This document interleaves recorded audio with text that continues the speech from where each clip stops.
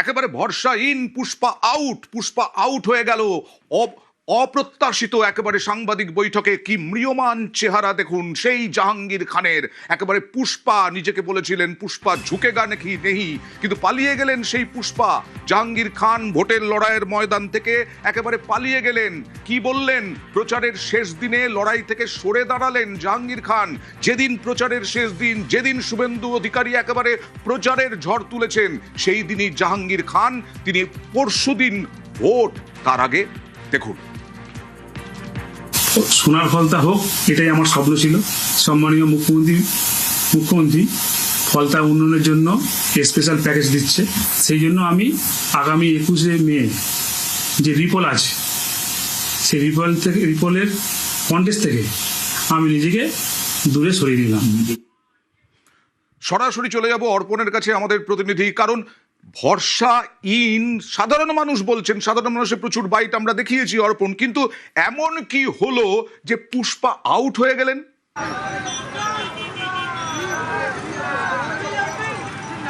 দেখো আমরা যখন থেকেই ভোটের ফল প্রকাশ হয়েছে তারপর থেকেই কিন্তু দেখা গিয়েছে একাধিক জায়গায় তৃণমূল কংগ্রেসের যে ঘাঁটি বলে পরিচিত সেই সব জায়গা দখল নিয়েছিল পদ্মফুল।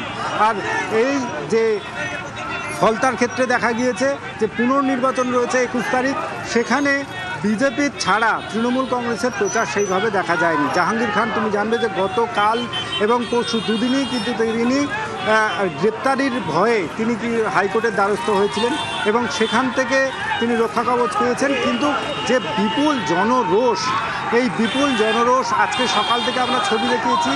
সকাল 11টা থেকে শুরু হয়েছে মিছিল, আর এখনও পর্যন্ত তুমি আমার পিছনের ছবি যদি মনে করো দেখায় দেখতে পাবে যে কীভাবে মানুষজন এখনও পর্যন্ত লাইনে দাঁড়িয়ে রয়েছেন। এই রাস্তায় যে মানুষজনের স্বতঃস্ফূর্ততা, এই স্বতঃস্ফূর্ততা থেকেই জাহাঙ্গীর খান তিনি নিজেকে সরিয়ে নিলেন। কারণ এই স্বতঃস্ফূর্ততা থেকেই কি জাহাঙ্গীর খান ভয় পেয়ে গেলেন? এই স্বতঃস্ফূর্ততা থেকেই কি জাহাঙ্গীর খানের মনে হয়েছে মাটির নিচে, পায়ের নিচের মাটি সরে গেছে? আর তাই নজিরবিহীন পকারপাড়, নজিরবিহীন বলছি কেন, সাম্প্রতিক অতীতে এইভাবে একজন দাপুটে নেতা, একজন প্রভাবশালী প্রার্থী, একজন প্রাক্তন শাসক দলের নেতা, তিনি ভয়ে পালালেন। তিনি প্রার্থী হচ্ছেন না, তিনি ভোটে লড়বেন না।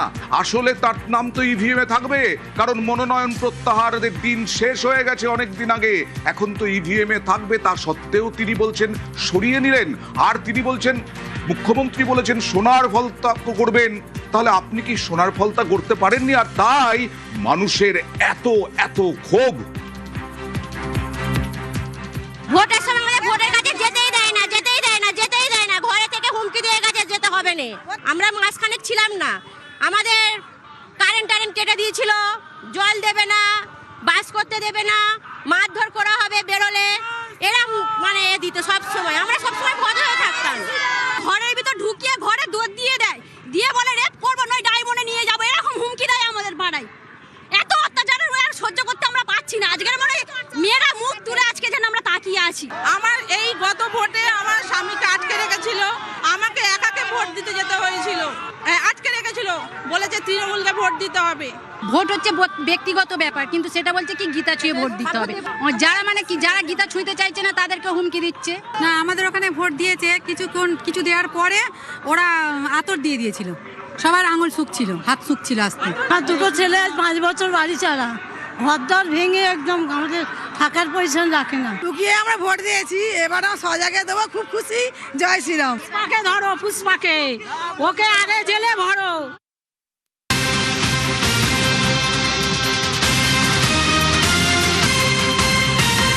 নির্বাচন কমিশন পাঠিয়েছিল অজয় পাল শর্মাকে, ইউপির আইপিএস অফিসার, আর তিনি গিয়ে ধমকি দিয়েছিলেন, হুঁশিয়ারি দিয়েছিলেন জাহাঙ্গীর খানের বাড়ির সামনে। আর এই পুষ্পা তখন কি বলেছিলেন? উনি যদি সিংঘম হন তাহলে আমি পুষ্পা ঝুঁকেগা নেহি, কি বলেছিলেন দেখুন। উনি নিজে সশরীরে গিয়ে সিংঘম দেখাচ্ছে। উনি যদি সিংঘম দেখায়, আমরাও পুষ্পা ঝুঁকেগা নেই। উনি নিজে সশরীরে গিয়ে সিংঘম দেখাচ্ছে। উনি যদি সিংঘম দেখায়, আমরাও পুষ্পা ঝুঁকেগা নেই।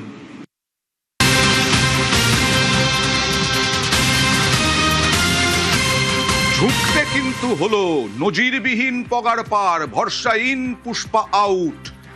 জাহাঙ্গীর খান প্রচুর দুর্নীতি করেছেন, এরকমটাই অভিযোগ। মানুষকে ভোট দিতে দিতেন না, এরকমটাই অভিযোগ। শুনলেন প্রচুর মানুষের অভিযোগ, মহিলাদের অভিযোগ, কিভাবে ত্রাস হয়ে গিয়েছিলেন। জনরোষে পগার পার দাবি স্থানীয়দের। আর 16ই মে ফলতা থেকেই কি হুঁশিয়ারি দিয়েছিলেন মুখ্যমন্ত্রী শুভেন্দু অধিকারী, দেখুন আর আজকে কি পরিণতি হলো।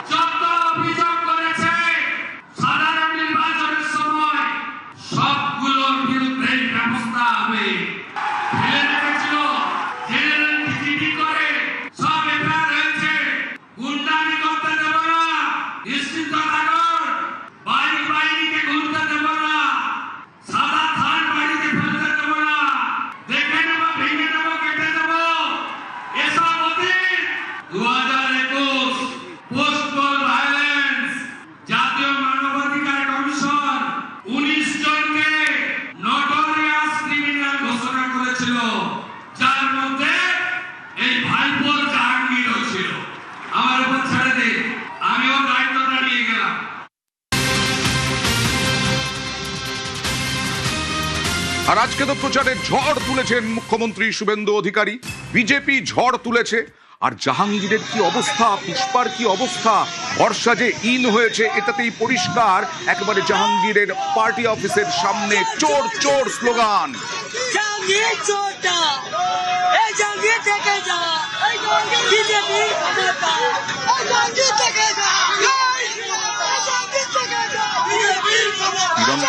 কিরণ কোথায়?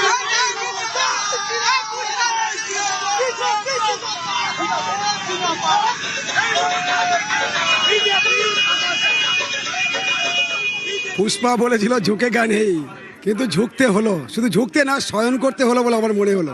তার কারণ হচ্ছে এই, যেভাবে ফলতার বুকে অত্যাচার, নিপীড়ন, শোষণ চালিয়েছে, ফলতার মা বোনেদের উপর অত্যাচার করেছে, দোকান ব্যবসায়ীদের যেভাবে অত্যাচার করেছে, ফলতাবাসী আজকের যেভাবে আজকে রাস্তায় নেমেছে।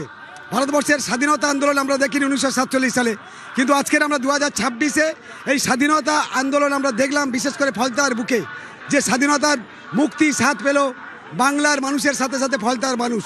আমরা তাই বলতে চাই যে পুষ্পা শেষ, পুষ্পার আর কিছু নেই, ও মেরুদণ্ডহীন আর সরীসৃপ প্রাণী ছাড়া আর কিছু নয়। হঠাৎ ভরসা ইন, পুষ্পা আউট। আর ক্ষমতা ধরে রাখতে পারলেন না পুষ্পা, আর সাহস ধরে রাখতে পারলেন না পুষ্পা। জাহাঙ্গীর খান ত্রাস, ফলতার ত্রাস, দক্ষিণ 24 পরগনার ত্রাস, এরকম ভাবেই পরিচিত সাধারণ মানুষের কাছে এই পুষ্পা, এই জাহাঙ্গীর।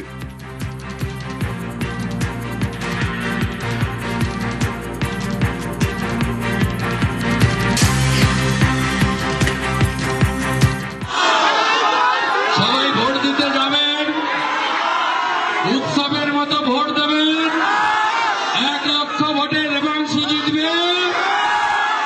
জয় জয় শ্রীরাম, জোর সে বলো, আরো জোরে, সবাই মিলে জয় জয় শ্রীরাম।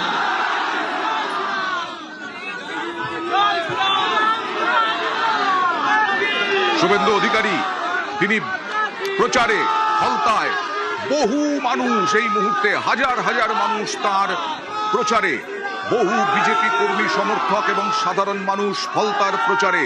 প্রচারের শেষ দিন আজকে।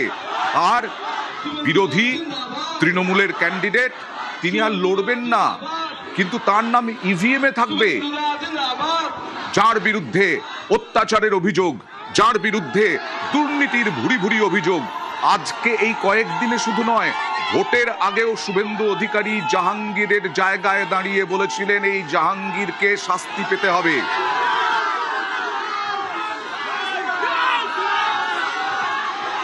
ফলতায় প্রচারে শুভেন্দু অধিকারী আর এই জাহাঙ্গীর খান, যাকে দেখে মানুষ ভয় পেত, ভয়ে কাঁটা হয়ে থাকতো জাহাঙ্গীরের ভয়ে। আজকে কি অবস্থা জাহাঙ্গীরের বাড়ি থেকে সরাসরি রয়েছেন আমাদের প্রতিনিধি, বাড়ির সামনে থেকে আমাদের প্রতিনিধি ইরন। এই বাড়ির কাছেই ইরন এসেছিলেন ইউপির অজয় পাল শর্মা এবং হুঁশিয়ারি দিয়ে গিয়েছিলেন ভোটের দিন যেন বাড়ির মধ্যেই থাকেন। আজকে কি অবস্থা, কোথায় গেলেন, কোথায় লুকোলেন?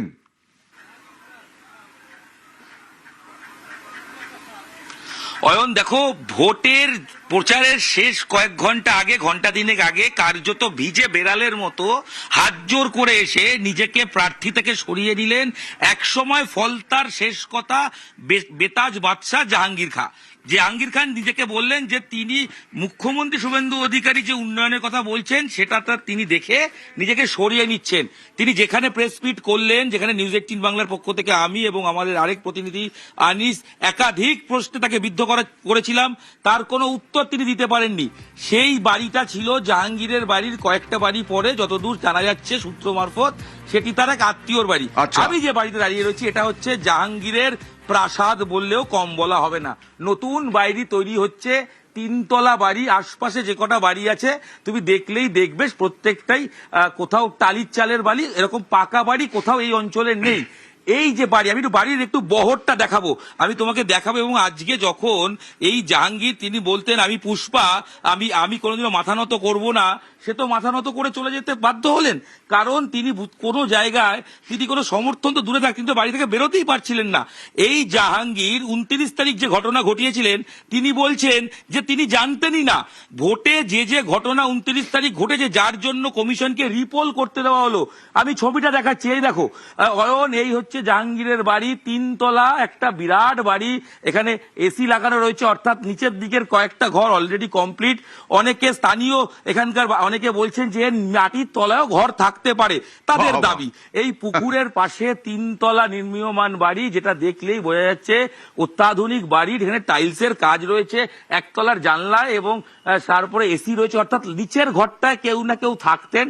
ইতিমধ্যেই বাড়িতে তালা দেওয়া রয়েছে, এই বাড়িতে এখন কেউ নেই। এর আগে যে প্রেস মিটটা তিনি করলেন এই বাড়ি থেকে 3-4টে বাড়ি পরে। এই হচ্ছে বাড়ির ছবিটা তোমায় দেখাচ্ছি জাহাঙ্গীরের। এবং আশপাশে বাড়িগুলো তুমি দেখো, এই যে প্রত্যেকটাই মাটির বাড়ি, কিন্তু মাটির বাড়ি বা ইটের বাড়ি, মাথায় হচ্ছে টালির চাল। ঠিক টালির চালের পাশের বাড়িটা হচ্ছে জাহাঙ্গীরের বাড়ি। এই হচ্ছে তার প্রাসাদ বললে কম বলা হবে, এই বাড়ি তিনি তৈরি করেছেন। এই জাহাঙ্গীর, এই আমি এবার একটু দেখাই, সামনে নিয়ে যাই। এই এলাকাবাসী তারা যদিও এই মুহূর্তে কিছু বলতে নারাজ, তবে যে ছবিটা বা যে আমি আরো একবার দেখাবো বাড়ির সামনের ছবিটা, যেখানে ইতিমধ্যেই তালা লাগিয়ে তিনি চলে গেছেন। যারা এখান থেকে দেখেছেন, আমরা যখন তাকে ঘরে নক করছিলাম সেই সময় তিনি বাড়িতে ছিলেন, যদিও সেটা ছিল তার এক আত্মীয়র বাড়ি। এই হচ্ছে তার বাড়ির মেন গেট, সেই গেটে একটি তালা ঝুলছে। যদিও আমরা যেটা দেখতে পাচ্ছিলাম, ইরন এই বাড়ির সামনেই এসেছিলেন ইউপি থেকে আইপিএস অজয় পাল শর্মা ভোটের আগে এসে হুঁশিয়ারি দিয়ে গিয়েছিলেন। মনে পড়ছে তোমার? 27শে এপ্রিল দেখো কি বলেছিলেন সেই হুঁশিয়ারিতে। আর তারপরে জাহাঙ্গীর তখনও মনে করছেন যে আমি পুষ্পা, আমি ফলতার একেবারে নায়ক, আমি ডন। কিন্তু কি অবস্থা হলো দেখুন আগে হুঁশিয়ারিটা। অজয় পাল শর্মা, लोग हैं अच्छी तरह से समझ लें कि अगर किसी ने बदमाशी करी तो उनका कायदे से इलाज किया जाएगा। फिर अगर कहीं से खबर आ गई कि किसी ने कोई खुराफात करने की, किसी को परेशान करने की कोशिश की है, तो फिर उसकी खबर फिर अच्छे से लेंगे हम। ये जहांगीर के घर वाले भी खड़े हैं, उसको बता देना कायदे से। ये बार बार जो खबरें आ रही हैं कि उसके लोग धमका रहे हैं, तो फिर अच्छे से खबर लेंगे, फिर बाद में रोना पछताना मत। ये जहांगीर के घर वाले भी खड़े हैं, उसको बता देना कायदे से। ये बार बार जो खबरें आ रही हैं कि उसके लोग धमका रहे हैं, तो फिर अच्छे से खबर लेंगे, फिर बाद में रोना पछताना मत। উনি নিজে সশরীরে গিয়ে সিংঘম দেখাচ্ছে। উনি যদি সিংঘম দেখায় আমরাও পুষ্পা, ঝুঁকে গানি। উনি নিজে সশরীরে গিয়ে সিংঘম দেখাচ্ছে। উনি যদি সিংঘম দেখায় আমরাও পুষ্পা, ঝুঁকে গানি।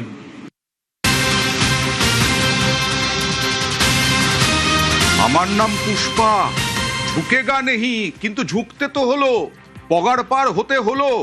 দেখুন সাংবাদিক বৈঠকের পর ইরন যেটা বলছিলেন না, একেবারে ভিজে বিড়ালের মতো পালিয়ে গেলেন, ভিজে বিড়ালের মতো নেমে গেলেন। আর কোনো মুখে কোনো শব্দ নেই, মুখে কোনো রা নেই। যে ঘটনাগুলো ঘটলো, টেপ লাগানো বিরোধী প্রার্থীর ক্ষেত্রে, কোথাও আতর লাগানো, এটা আপনি কেন করতে বললেন বা কেন করালেন? এটা আমি করিনি, এটা অনেকে অনেক রকম কথা বলছে নিজেদের মতো, কিন্তু আমি এই সমস্ত কারা করলেন জানিলেও কারা করলো? আমি তো আমার অফিসে ছিলাম, অফিস থেকে আমি চালনা করেছি, কিন্তু কে করেছি আমি নিজেই জানি না, আমি স্পটে ছিলাম না, বলতে পারবো। কোনো নির্দেশ এসেছিল কোনো মহলের বা কারণ? না, কোনো। আপনি এখানকার প্রার্থী, আপনার কোনো নিয়ন্ত্রণ ছিল না? আপনি বলছেন যারা করে জানেন না, তারা তো আপনার কর্মী ছিলেন। না, আমাদের কর্মী করেছে, কে করেছে আমি নিজেই জানি না। হ্যাঁ, আমার যেটা বলার ছিল কারণ তো আছে, কেন ছড়াচ্ছে? না, আমরা একটু তাহলে মানুষের মধ্যে স্বাধীনতা পেয়েছি, ওই তো সোনার ফলতা করতে এবং ফলতা শান্তি রাখতে। এতদিন সোনার ছিল না, এতদিন সোনার ছিল না, আরো সোনার ফলতা করার জন্য। মানে আমি যদি একবার একটু বলেন জাহাঙ্গীর দা, হ্যাঁ দাদা একবার আমার এটাই প্রশ্ন, দাদা একটু যদি বলেন, মানে চলে গেলেন যে বিড়ালের মতো।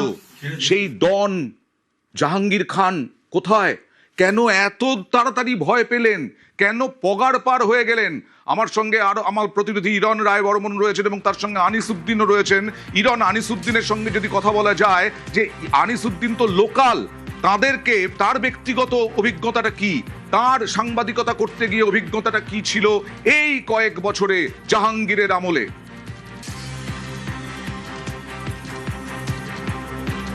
অয়ন, আমি তোমাকে একটা আমার অভিজ্ঞতা আনিসের সঙ্গে সেই ঘটনার সাক্ষী, আমি সেটা দিয়ে শুরু করে আনিস আমাদের প্রতিনিধি, স্থানীয় প্রতিনিধি, তার কাছে যাব।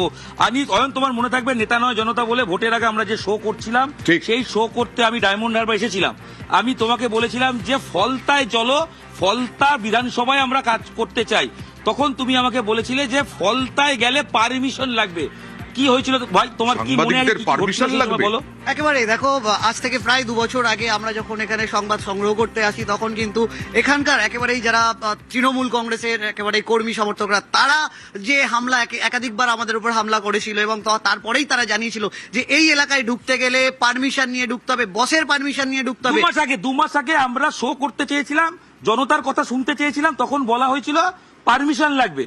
বস কে? কে বস? একেবারে আমি যখন তাদেরকে জিজ্ঞাসা করি যে বস কে, তখন কিন্তু তারা জানিয়েছিল যে এই এলাকার বস জাহাঙ্গীর খান, তার পারমিশন ছাড়া এই এলাকায় কিন্তু কোনো রকম কোনো কিছু করা যাবে না। তোমার অভিজ্ঞতা কি? তুমি এখানে সাংবাদিকতা করছো, সাংবাদিক হিসেবে স্বতঃস্ফূর্তভাবে স্বাধীনভাবে পেরেছো? সাংবাদিক স্বাধীন ভারতে ফলতা নামে একটি জায়গায়, সেখানে সাংবাদিকদের যেতে গেলে বসের পারমিশন লাগবে। বসকে? জাহাঙ্গীর। তার মানে সাধারণ মানুষ ওখানকার, তারা কতটা অতিষ্ঠ ছিলেন বুঝতে পারছেন? সাংবাদিকদের যেতে ওরকম ভাবে পারমিশন লাগবে, আর মানুষ তাহলে কি করবে? আজকে মুখ্যমন্ত্রী শুভেন্দু অধিকারী তিনি প্রচারে ঝড় তুলেছেন। কি বললেন এই বিষয়টি নিয়ে দেখুন। 21 তারিখ আপনি তো